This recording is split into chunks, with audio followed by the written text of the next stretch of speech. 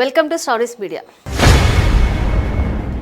Police వ్యవస్థపై black mail మచ్చపడింది. Anantapuram honey trap కేసులో పోలీసులే సూత్రధారులు కావడం విశేషం. అనంతపురం జిల్లా పోలీసు వ్యవస్థకు ఇది కేవలం ఒక కేసు కాదు, ఒక దారుణమైన వ్యవస్థాగత వైఫల్యం.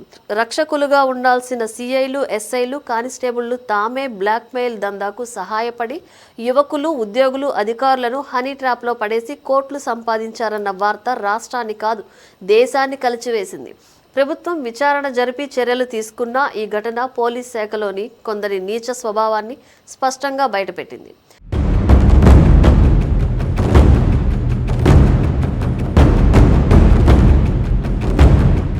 విచారణలో బయటపడిన వివరాలు షాక్ ఇస్తున్నాయి. రాప్తాడు సిఐ శ్రీహర్షవర్ధన్ను ఉద్యోగం నుంచి డిస్మిస్ చేయడం, అనంతపురం రూరల్ పోలీస్ స్టేషన్లోని కానిస్టేబుల్ గిరి దుర్గాప్రసాద్, ఇటుకలపల్లి స్టేషన్లోని కానిస్టేబుల్ దేవలా నాయక్ను తొలగించడం కేవలం ప్రారంభం మాత్రమే. ఎస్ఐ రాంబాబు, కానిస్టేబుల్ దేవేంద్ర, జయరాం నాయక్లను సస్పెండ్ చేయడం, రూరల్ సిఐ రాజశేఖర్ను వీఆర్కు పంపడం, ఇలా మొత్తం 8 మంది పోలీస్ సిబ్బంది ప్రమేయం ఉన్నట్లు విచారణలో తేలింది. కీలక సూత్రధారి రంగమ్మ అలియాస్ చిన్ని మల్లేశ్వరి ఉమాదేవితో ఈ అధికారులు సన్నిహిత సంబంధాలు పెట్టుకుని ఆమె గ్యాంగ్కు అండగా నిలిచారు. యువకులు, ఉద్యోగులను మహిళల వలలో పడేసి వీడియోలు, ఫోటోలు తీసి బ్లాక్ మెయిల్ చేసి లక్షల కోట్లు వసూలు చేశారు. వీరి ఖాతాల్లోకి లక్షలు జమ అయినట్లు బ్యాంకు లావాదేవీలు నిరూపించాయి. ఇక్కడే అసలు ప్రశ్న తలెత్తుతోంది. ఏపీ పోలీసుల్లోని కొందరు సిఐలు, ఎస్ఐలు, కానిస్టేబుళ్లు ఇంత నీచానికి పాల్పడతారా? ప్రజల భద్రత, గౌరవాన్ని కాపాడాల్సిన వారే తమ యూనిఫామ్ను దుర్వినియోగం చేసి సమాజాన్ని లూటీ చేయడం ఎంతటి దారుణం. బాధితులు కేసు పెట్టినా పట్టించుకోకుండా గ్యాంగ్కు అండగా నిలవడం ద్వారా పోలీసు వ్యవస్థ మూల స్తంభాలే కుప్పకూలినట్లు అయింది. రాష్ట్రమంతా ముక్కున వేలేసుకుని మాట్లాడకుండా ఉండిపోయే స్థాయిలో ఈ ఘటన జరగడం యాదృచ్ఛికం కాదు. ప్రస్తుత ప్రభుత్వంలోనూ ఇటువంటి ఘటనలు జరగడం పోలీస్ శాఖలోని కొందరి మనస్తత్వాన్ని ప్రశ్నించేలా చేస్తోంది.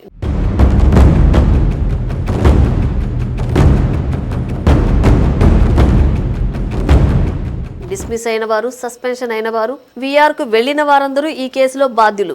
పోలీస్ యూనిఫామ్ అడ్డం పెట్టుకుని ట్రాప్ చేసి ప్రజల నుంచి డబ్బు గుంజిన వీరిపై కేసు నమోదు చేయడమే కాకుండా అందరినీ అరెస్టు చేయాలని పలువురు బాధితులు కోరుతున్నారు. ఇంతమంది పోలీసులు ఒక మహిళను అడ్డం పెట్టుకుని, అలాగే పోలీస్ యూనిఫామ్ అడ్డం పెట్టుకుని ఈ విధమైన దోపిడీకి తెర తీయడం పోలీస్ వ్యవస్థకు మాయని మచ్చ.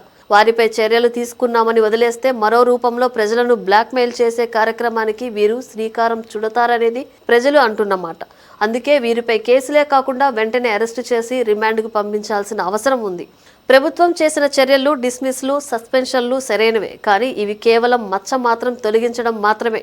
పోలీసు వ్యవస్థలోని నీచాతి నీచమైన తీరు బయటపడింది. రక్షక దళం అని పిలిచే ఈ సంస్థలో కొందరు దోపిడీదారులుగా మారడం ప్రజల విశ్వాసాన్ని పూర్తిగా కోల్పోయేలా చేసింది.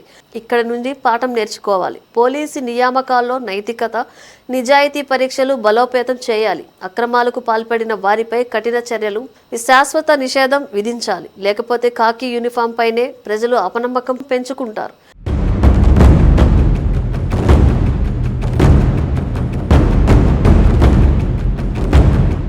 ఈ కేసు ఒక్కటే కాదు, ఇది పోలీస్ వ్యవస్థలోని లోపాలను బయటపెట్టిన హెచ్చరిక. ప్రజలు భయపడి నమ్మకం కోల్పోయి ఉంటే రాష్ట్రం ఎలా అభివృద్ధి చెందుతుంది?